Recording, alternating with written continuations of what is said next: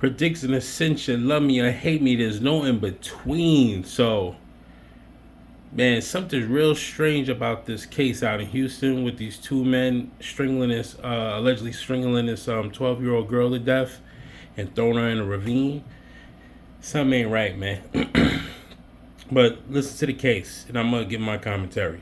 Two men to be held on a $1 million bond. We are still waiting for them to make their first court appearance, which is scheduled for sometime tonight. Let's go to Bryce Newberry live in North Houston with some new information about their history. Bryce. Fair use. Daniela and Keith, Immigration and Customs Enforcement, or ICE, has confirmed with KPRC2 that the two men accused of killing Jocelyn were in the U.S. illegally from Venezuela. Both had been arrested by Border Patrol in recent weeks before they were released into the country on their own recognizance. I do want to show you their booking photos in Harris County. Franklin Pena, who is 26, and 22-year-old Johan Martinez Rangel are in the Harris County jail right now, and ICE has put an immigration hold on both of them. Martinez Rangel got stopped by Border Patrol back in March, and Pena on May 28th, less than 3 weeks before Jocelyn's brutal murder. Both were released on their own recognizance and given future court dates. ICE has not answered any questions about whether they were wearing ankle monitors, and we have learned that when apprehended, Customs and Border Protection collects biographical information, biometrics, and runs records checks, and those who do not pose a public safety or national security threat as they deem may be released. But the Houston Police Union telling KPRC2 this evening it is hard to vet people coming from Venezuela, and that officers are arresting a lot of people here in Houston who have illegally crossed the border. We have nothing against persons who are coming here for a better life, to go to work, to care for families, to do those things. But if you're going to come into this country, especially illegally, obey the laws. And if you don't, you need to be hammered with, like the mayor said, these two do not need to be out on bond. And new court documents are revealing some disturbing details about Jocelyn's death. Prosecutors say her accused killers lured her to this bridge off Rankin Road, where they spent 2 hours with her, tied her up, strangled her, and then threw her damn body potholes on in that the bridge. creek. That's ridiculous. Now, in the next hour and a half, the community will gather for that vigil. All of that to remember this innocent life taken. That's just one portion of a clip that I'm going to show you, but nobody's talking about the elephant in the room with this 12-year-old girl. There's another surveillance video I'm going to show you in a few that she's walking up to the store with one of the alleged murderers that took her life. Now, this is what I'm saying is this country became a shit show for everything, because what gives a 12-year-old girl, what makes her so emboldened that she could walk out the house at 11, 12 o'clock at night to go to a convenience store talking about she wants some water? They said one of the clerks said she asked for water and she left. And she's on the phone with her 13-year-old boyfriend, which is very strange. To be outside at 12, 1 o'clock at night, walking on the roadway of Houston, don't have a car, and you're just went to the store to get some water. It's very strange. Is very emboldening these kids these days, these teenagers, these 12, 10, 11, 12-year-olds, because parents ain't parenting, man. Her mother looks like a child herself, just trying to make ends meet. Look like she don't have a father. There's no father figure that spoke up yet. Hopefully she has a grandfather, uncle somewhere. But something's very strange about this. I hate to say it, but it seemed like she was up to no good. And her being out conversing with these two adults, they was trying to buy some punani, and she was trying to give up some punani. But they don't want to talk about the elephant in the room. Trust me, there was other women getting murdered and raped, like the 13-year-old that just got raped up here, and that tied up the other young kid in Casino Park in New York. That was in broad daylight. But this is very strange for an emboldened 12-year-old to walk out the crib after their mother went to sleep and told her don't stay up too late because she got to go to work with her the next day because she was probably off from school or whatever. School ended. And you telling me you're able to go outside at 12 o'clock? That's very strange. What are you doing going outside at 12 o'clock if you're not selling no fucking punani? If you ain't trying to make a quick buck or some shit, or you looking to get high. because there's nothing good outside at that time. It really isn't. That's the elephant in the room that they don't want to discuss. But I'm gonna talk about it because there's no reason for her to be out at that certain time, and she knew those two because she was talking and conversing with them the whole time.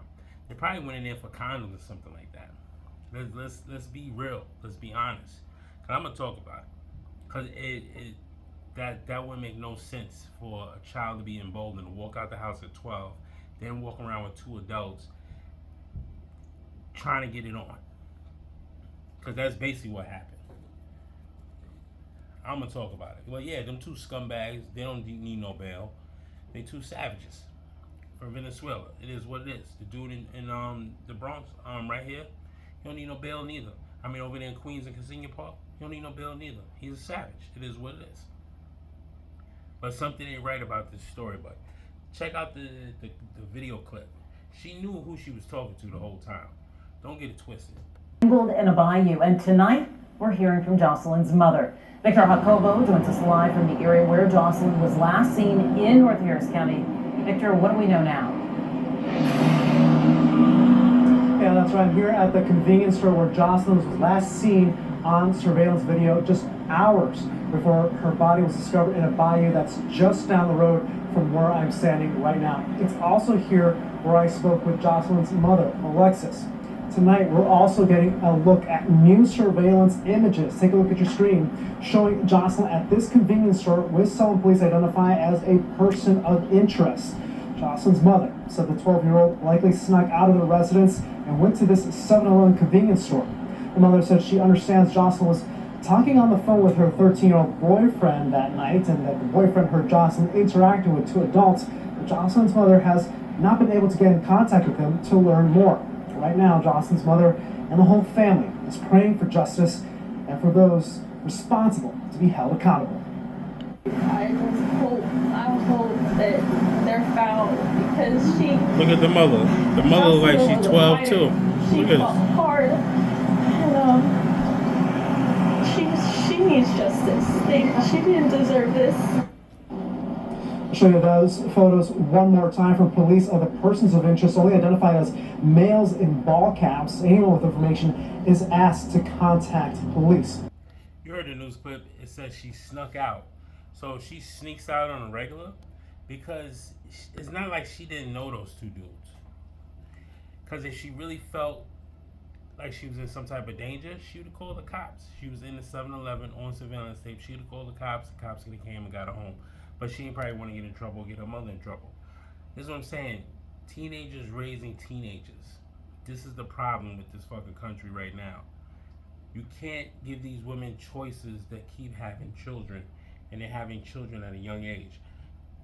Which she feels she shouldn't have to enforce rules because she wants to treat her like a friend. She ain't your fucking friend. She's your child.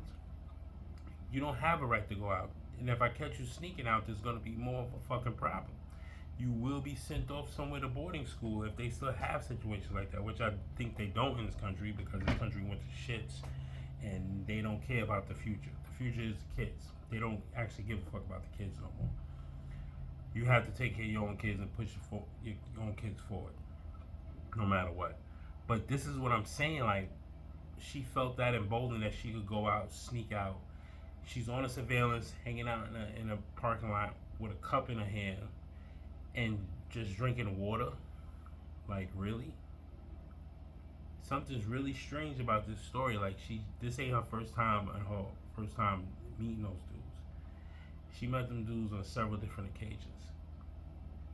The mother can't get in contact with a 13-year-old boyfriend or whatever. It's crazy. And the 13-year-old boyfriend probably not saying, like, what are you doing outside? Why are you not in the house? It's crazy. It's insane.